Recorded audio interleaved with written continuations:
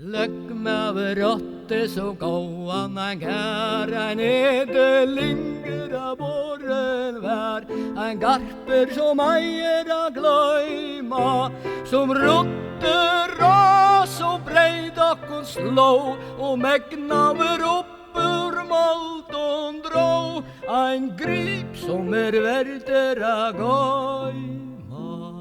Og junklinga Aron han gløkker sa at eiter gøysande ormer la og fjalte bor godle dreia I søtje mar brand og bynje bla tu tjauene hørvar heile va og måle kommet til deg. Han brasen ljomande etja tegn, så fränar ormer regn og kvein, vi bøkslåna hemmar barde. Tidkjes den løy til henda skein, I kjenne hun verer mer deg av meg, så kynstrøver vær han med sarte.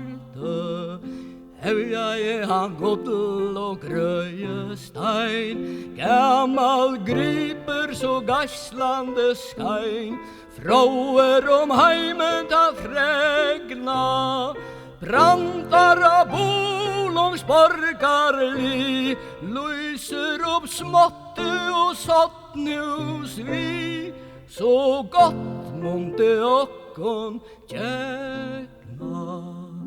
Sigrande ferne vårt mauermal, byrster og battarlands ostu I sal, tøygeras føringar fråer, tingmenn tala I høllene hot, smappen sinja vi stove godt, god signe til färjar var mål.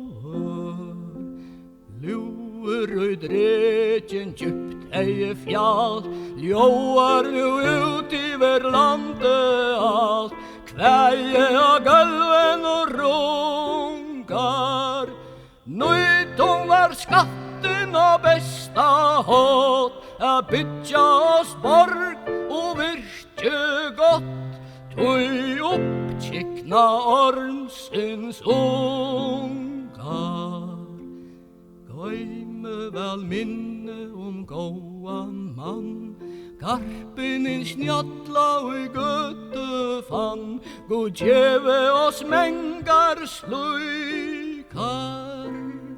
Hammersheims navn vi heier skal, høyrast fjøll og fagran del, ur sumpa til hattar